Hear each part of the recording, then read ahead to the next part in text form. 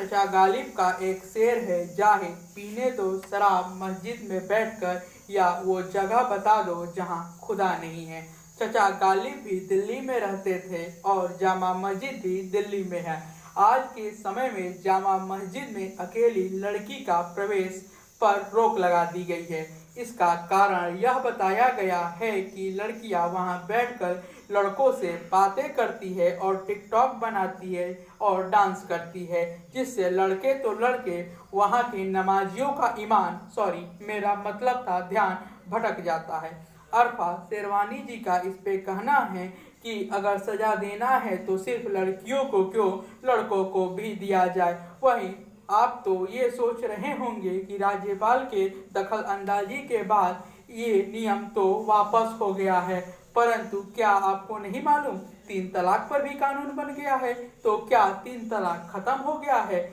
वहीं स्वाति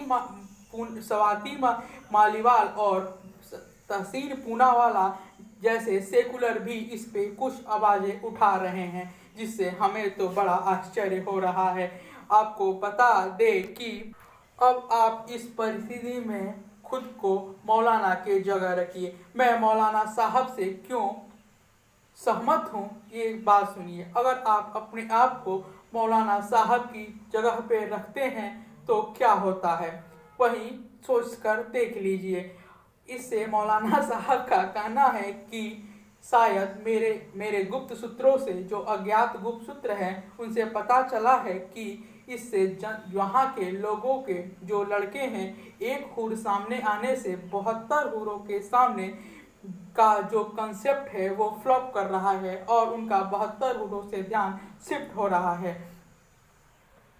शुरू में यह नियम बनाया गया कि वहाँ पे अकेली लड़की नहीं, ग्रुप में लड़कियाँ आएंगी, लेकिन वहाँ पे तो ग्रुप में ही लड़कियाँ टिकटॉक बनाने लगी। फिर यह नियम लाया गया कि वहाँ लड़के और लड़कियाँ ही एक साथ आ सकती हैं। ऐसे में आप ये नियम हमको दिल्ली के क्लबों का याद आता है। वहाँ पे जो बार है, वहाँ पे एक लड़की तो अकेले जा सकती है पर लड़का अकेले नहीं जा सकता। वहाँ पे अगर आप लड़के हैं तो जाना है तो आपको लड़की को ले जाना होगा। वहाँ तो ये नियम चल जाता है। कारण ये है कि लड़का को एक बार जाने में 1000 रुपये का देना पड़ता है, लेकिन मस्जिद तो खुदा का घर है जहाँ इबादत की जाती है, और ऐसी जगह पे आप टैक्स तो लगा नहीं सकते। ऐसी स्थिति में मोहल्ले के लड़के ही सारी लड़कियों को अंदर कर देते हैं।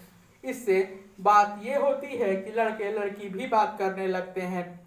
अब नियम थोड़ा बदला गया कि लड़कियां अपने परिवारजनों के साथ ही जा सकती है। ध्यान रखिएगा, ऐसा नियम अरब जगत में भी है कि जहाँ पे कुछ जगहों पे कि आप अपने घर के शौहर के साथ ही जा सकते हैं। वही नियम यहाँ थोपने की कोशिश की गई, लेकिन ये नियम भी फ्लॉप ही नजर आ रहा था।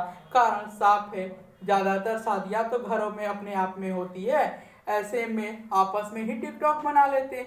ऐसी स्थिति में अब नया नियम लाया गया है कि लड़की का अकेला प्रवेश ही वर्जित है।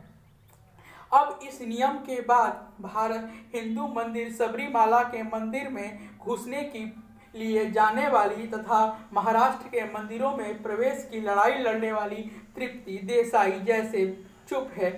कारण साफ है कि यहाँ पे कुछ मामला ही अलग है, और तृप्ति देसाई जैसे लोग जो बड़ी बिंदी लगाकर हिंदू मंदिर में जाने की प्रयास करती रहती है, यहाँ पे एकदम शांत है। और ये नियम सुनने के बाद हमारा माननीय न्यायालय खुद गर्मियों के छुट्टी पर चले गए हैं, और सरकार की तो बात ही अलग है।